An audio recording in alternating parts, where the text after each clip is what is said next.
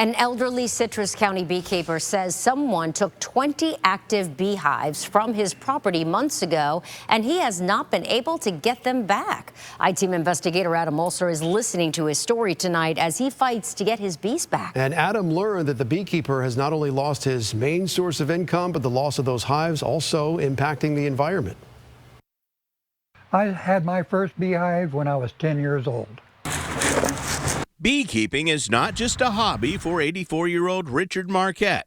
84 years old, it takes a little bit more to get into your suit than it did when I was 24.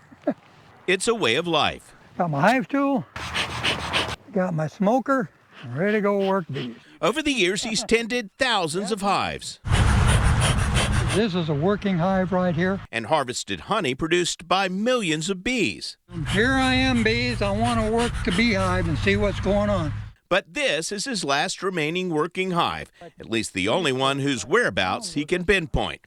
Over the next few months, between 50 and 100,000 bees will collect nectar from nearby plants and flowers, deposited in the hive, and produce honey. Just crack the lid first, just a small amount. And then you put some smoke in here so you get the bees quieted down. And there they are. Well, it's my livelihood, and they've been especially important for me the last few years. Richard was put on medical leave from his job at Walmart after an injury, and selling honey is what got him through. I sell my honey for $20 a quart, and so I was dependent upon my honeybees for income. In late July, he discovered 20 active hives, all filled with honey, went missing from a lot he owns down the road from his home. Richard encountered a contractor with a backhoe there, knocking down trees 50 feet inside his property line. I asked the gentleman there, I says, where are the bees? And he said, we had them moved, or the owner of the land had them moved. I said, well, I'm the owner of the land, and I didn't move them. Richard called the Citrus County Sheriff's Office, and a deputy determined Joseph Dennick, who bought a lot next to Richard's, was responsible for the missing bees. The deputy wrote in his report, quote, there was a miscommunication and the land clearing company mistakenly cleared Richard's property. The report said Dennick admitted, quote, instructing a friend to remove the bees and expressed his willingness to have the bees returned. But the bees were never returned, and it's been more than 90 days. The sheriff department's closed the case, and I'm out my money and my work and the honey crop and future honey crops. I called Dennick, and he admitted he offered the beehives to anyone who would move them in a Facebook post. He said a friend of a friend came and got them, but when I asked who that was, he said he didn't want to rat anybody out. Dennick declined an on-camera interview, and when I sent him my contact information, he texted, I'd like to handle this legally at this point. Please don't contact me anymore. How many quarts of honey would you normally get out of 20 hives? Per hive, you can get 20 to 40 quarts. 20 hives times 20 quarts times $20 a quart adds up to $8,000. If each hive produces 40 quarts, that's $16,000.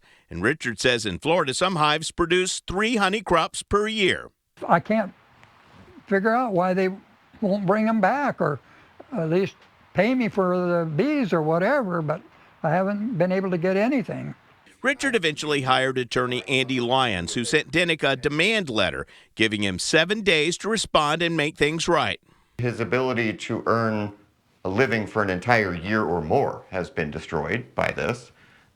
And, of course, the damage to the bees themselves, the queens that were in the hives, the whole ecosystem that surrounds them was wiped out in a day.